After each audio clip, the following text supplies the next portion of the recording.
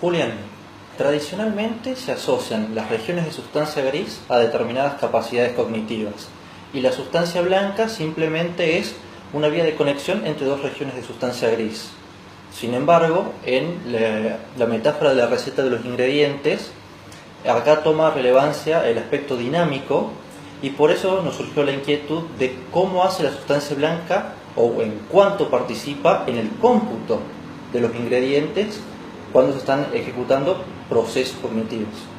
Es muy buena la pregunta en el sentido de que estás utilizando conceptos muy actuales. A la vez estás retomando aspectos de la historia de la neuropsicología y los unís en una pregunta. Siempre hay que deconstruir las preguntas.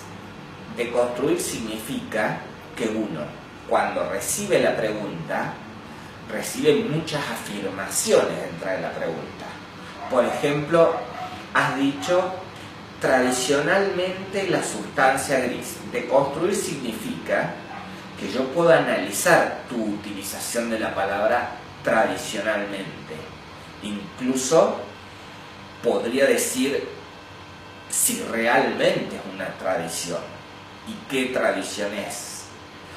Cuando uno hace eso, ahí se está involucrando en la pregunta. Entonces, la primera respuesta que podría dar es que, y respuesta y consejo, es que en las preguntas hay muchas afirmaciones que están implícitas.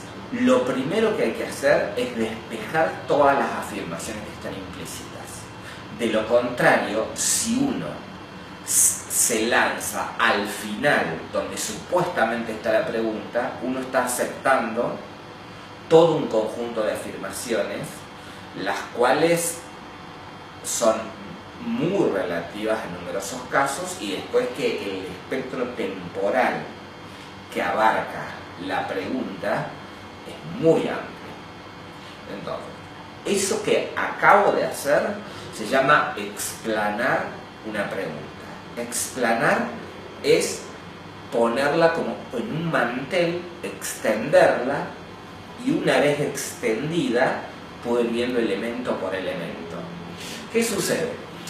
Entonces las personas preguntan ¿dónde está el lóbulo frontal? Claro, la explanación ahí tiene un nivel de sencillez tal que uno dice, bueno, hay personas que son más capaces de ir directamente a la respuesta, pero también hay que ver la pregunta que a uno le hacen. Si la pregunta es ¿en dónde está situado el lóbulo frontal?, ni siquiera utilizaría palabras, diría acá. ¿Y la explanación cuál fue? Prácticamente ninguna.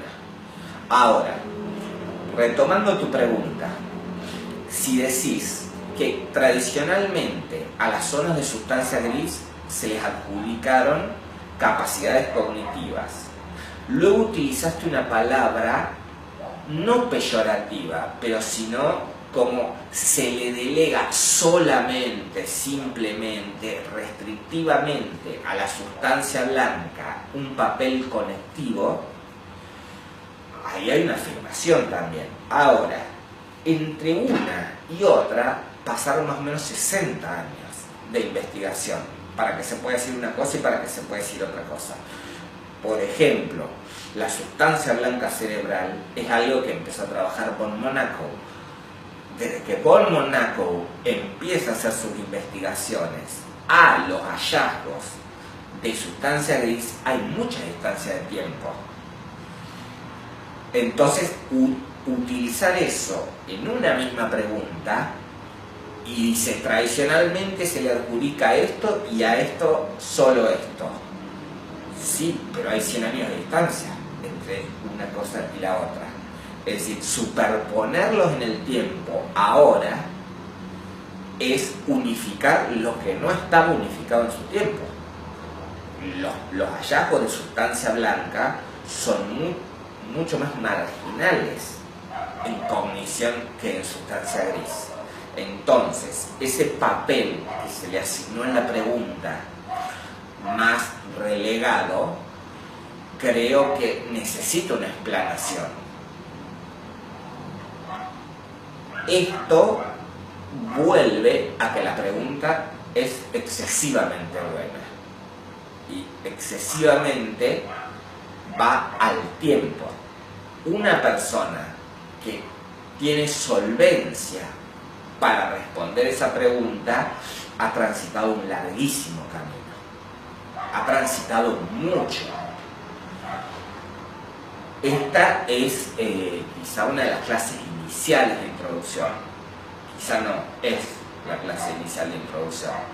Entonces, creo que la explanación sola podría ser la respuesta, porque el solo hecho de dejar planteado esto y que esto quede registrado, que quede grabado, puede servir de estímulo, puede servir para que las personas lo tengan y lo vayan viendo con el tiempo. A medida que van leyendo, que vayan escuchando esto mismo que uno le está diciendo ahora, cómo va cambiando el significado. Pero iniciar directamente una respuesta y es casi una exposición doctoral de cómo se han ido vinculando diferentes dispositivos físicos para implementar algoritmos en capacidades y procesos cognitivos. Ya necesito utilizar conceptos de elevado nivel de complejidad. Sucede que la pregunta necesita ese elevado nivel de complejidad. Entonces vuelvo. Es una pregunta excesivamente buena, pero excesivamente está utilizada casi como el centro de la respuesta. Lo excesivo.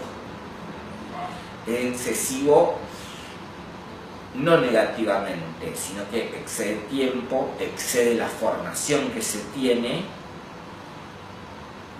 pero tiene también un exceso de los excesos que agradan, que puede ser excesivamente motivacional. Y ahí quizás no sea excesivamente, sino puede ser sumamente motivacional tener esta explanación. Lo que se podría ir es reconduciendo y parcializando las partes que componen la pregunta. La pregunta, tal cual fue formulada, si una persona dijera, bueno, la voy a contestar, le quedan dos. O la contesta mal, de una manera sumamente simplificada, o esa persona se echa 3-4 horas y se doctora, prácticamente, porque llegar a la metáfora de los ingredientes de cocina, que es un planteo de 2005 en adelante, a los hallazgos de sustancia gris, a la consideración de la sustancia blanca cerebral como algo relativamente periférico, la inclusión que existe en la actualidad en los algoritmos cognitivos de la sustancia blanca y todos los conceptos que quedan ahí para que una persona entienda, porque tiene que entender sustancia blanca, bueno, de qué está compuesta para que pueda implementar un algoritmo. ¿Y qué es un algoritmo? ¿Y por qué se usa la palabra algoritmo cuando uno está utilizando capacidades y procesos cognitivos? Entonces, puede ser que esta explanación a algunas personas las motive. A otro amplio conjunto de personas digan, no comprendo de qué están hablando. Pero yo haría un trade-off. Trade-off significa una transacción entre ambos. Les diría a ambos grupos algo que rescata nuevamente lo bueno de la pregunta. Porque sea una pregunta que implica numerosos conocimientos y un buen desarrollo, no la descarten, sino que dense cuenta que la ciencia psicológica está en un nivel sumamente elevado. bastante más elevado de lo que quizás puedan conjeturar en función de la formación que creen que van a tener y que están teniendo. Entonces, esa pregunta ya les está marcando eso. La ciencia psicológica tiene un desarrollo muy elevado. Y eso ya sería motivacional. Entonces, hay personas que con eso se motivan y hay otras personas que dicen, pero esta persona me está hablando de esto. Bueno, es que la ciencia psicológica ha llegado a eso. Hay personas que dicen, ¿y entonces qué sucede con esta formación? ¿Y entonces qué sucede? ¿Por qué yo no tengo esa formación?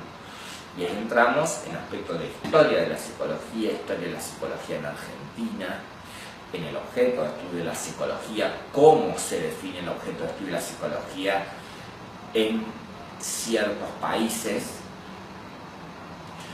Y todo eso estaba involucrado en esa pregunta.